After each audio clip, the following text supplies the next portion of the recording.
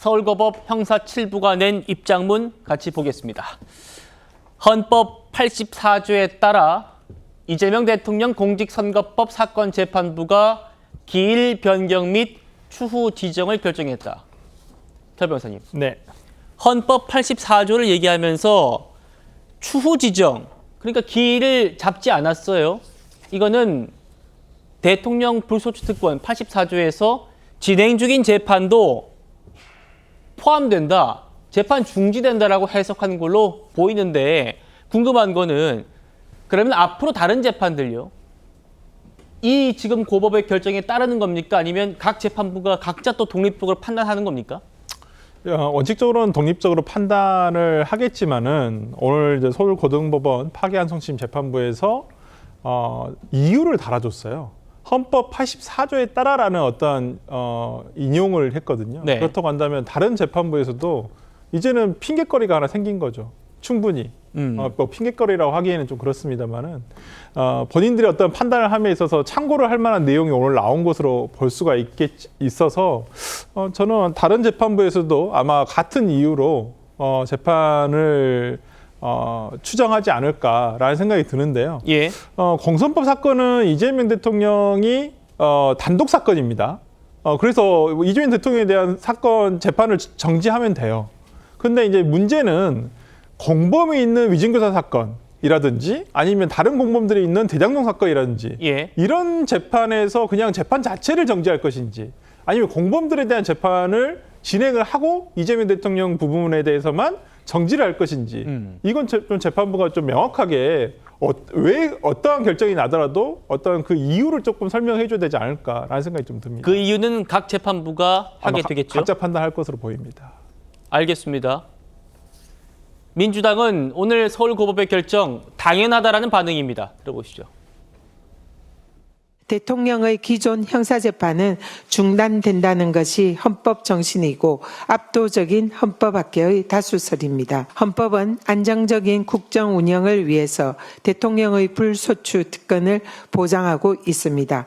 형사소송법에도 공소의 수행, 즉 재판 진행이 소추에 포함된다라고 분명히 나와 있습니다. 헌법학계의 압도적인 다수설임을 다시 한번 강조합니다. 최 의원님, 민주당은 오늘 서울고법 결정 84조에 따른 당연한 결정이다, 그게 다수설이다라고 얘기를 하고 있습니다. 글쎄, 이재명 대통령도 사실은 그 후보가 되기 전에 그렇게 주장을 했었죠. 예. 헌법 제84조가 그 소추를 받지 아니한다에 당연히 재판이 포함된다는 것이 다수설이다, 이렇게 얘기했는데 이 부분이 처음 나오는 얘기가 아닙니다. 2017년에 홍준표 자유한국당 대표 시절에 이미 똑같은 상황에 처했어요. 그때의 민주당, 이 헌법 제84조가 재판은 포함하지 않는다, 이렇게 주장을 했어요. 아마 그거 어디 찾아보시면 기록에 다 나올 거예요. 그렇기 때문에 2017년과 그러면 그 지금 2025년이 어떻게 달라졌는가? 달라진 거는 홍준표가 이재명으로 달라진 거 외에는 없습니다. 예. 그러면 결국 그 법조계의 다수설이, 헌법 제84조에 대한 다수설이라는 것이 2017년과 2025년이 왜 달라졌는가? 저는 사실은 이 서울고법 형사 7부도 이런 부분에 대해서 좀 설명을 해줬으면 국민들이 좀 더 이해하기가 쉽지 않았을까 하는 아쉬움이 있는데요. 예. 그 2017년 상황과 지금 거를 비교해 보면 결국 달라진 게 아무것도 없기 때문에, 자, 정말 법조계에서 이 소추라는 부분에 재판이 포함되느냐 포함되지 않느냐에 관해서 이렇게 완전히 다른 상반된 결론을 내도 이게 그냥 아무 일도 없었다는 것처럼 넘어가도 되는 것인지, 저는 그 부분이 굉장히 궁금해지고요. 이거는 2017년에는 다수설이 재판에는 적용이 안 된다, 이거였는데 이번에는 서울고법 형사 7부가 그렇게 결정을 했잖아요. 그렇죠. 그러면 이제 형사 7부 말고 이재명 대통령의 재판을 하고 있는 나머지 4개 재판부가 있습니다. 예. 이 4개 재판부도 뭐 아까 설정환 변호사 얘기했듯이 아마 형사 7부의 그 예를 따라서 중단을 할 것으로 보이기는 하는데, 네. 거기는 좀 더 명확하게 이게 왜 그러냐, 2017년과 뭐가 어떻게 달라졌느냐, 이런 부분을 좀 설명을 해줬으면 좋지 않을까, 이렇게 생각이 듭니다. 알겠습니다. 2017년과 2025년 달라진 거는 그때는 정치권의 공방으로만 소비가 됐었는데, 이번에는 어쨌든 법원의 판단이 나왔다는 점일 텐니다. 오늘 국민의힘은 조금 전 열린 의총에서 이 법원의 결정을 강하게 성토했습니다. 들어보시죠.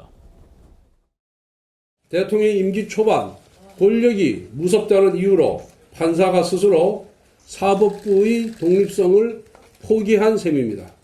권력의 바람 앞에 미리 알아서 누워버린 서울고법 판사의 판단은 두고두고 사법부의 흑역사로 남을 것입니다. 이재명 대통령의 대장동, 백현동, 미래 신도시, 성남 FC 사건 재판의 공판기일이 6월 24일로 지정되어 있습니다.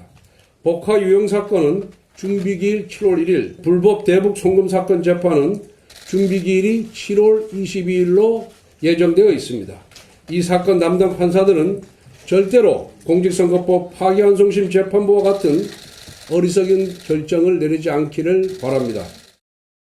국민의힘은 침묵하지 않겠습니다. 사법부가 눈을 감는다면 우리가 국민을 대신해 부당함을 고발하겠습니다. 입법적, 정치적 대응에 나서겠습니다. 아울러 법원에도 촉구합니다. 더 이상 권력의 눈치를 보지 말고 정의의 눈을 바로 뜨십시오. 그렇지 않으면 이 나라는 헌법 위에 권력이 군림하고 법치 대신 눈치가 지배하는 위헌공화국이 될 것입니다. 야당 강하게 반발하고 있는데요. 김 대변인 어떻게 보셨습니까? 야당은 야당의 입장과 다르면 이렇게 사법부에 대해서 공격해도 되는 것입니까? 사법부에 대해서 이 권력의 눈치를 보고 있다라고 얘기하는데 엊그저께까지만 해도 이 사법부가 삼권의 중심이고 그 삼권을 지켜줘야 된다라고 얘기했던 사람들이 야당 아니었습니까? 야당에서 지금 사법부에 대해서 사법부의 자체적인 판단에 대해서 공격하는 것은 다른 의견을 가질 수 있습니다만 이런 식으로 공격하고 압박하고 하는 것은 바람직하지 않다라고 보고 오늘 그 개별 재판부가 일단 그 대법원에서 전체적으로 나온 그 판단은 아닙니다만 어쨌든 이 서울고법에서 대법원이 지난번에 이렇게 얘기했어요. 재판부가 결정할 일이다라고 얘기했고 그 재판부인 하나가 오늘 서울고법에서 재판에 대해서 헌법 84조의 조항을 이걸 조치를 취하는 것이 맞다라고 결정을 했다면 그 결정도 존중받아야 될 결정 아닙니까? 그럼에도 불구하고 야당이 이렇게 모든 사람들이 벌떼처럼 들고 일어나서 사법부를 공격하는 모습 저는 굉장히 보기 안 좋은 모습이다라고 보여지고요. 예. 지금 이 헌법재판소에서 어떤 결정을 내려달라고까지 야당이 얘기를 하고 있는데 예. 그런 상황까지 가야 될 상황인가? 이 부분에 대해서는 헌법 정신에 대해서 사법부가 1차적인 지금 그 고법이 판단을 했고 그 이후에 지금 다른 재판부들에게 이렇게 개별적으로 맡겨서 재판부마다의 자의적인 해석이 나오게 할 것이 아니라 오히려 헌법 84조에 대한 규정을 명확하게 형사소송법을 개정해서 거기에서 그 판단하자. 그것이 지금 예. 이번에 민주당이 내려온 형사소송법 개정안이지 않습니까? 그렇다면 그 부분에 대해서 판단하고 논의하면 될 일이지 이렇게 재판부를 공격할 일은 아니다. 저는 그렇게 보고 있습니다. 알겠습니다.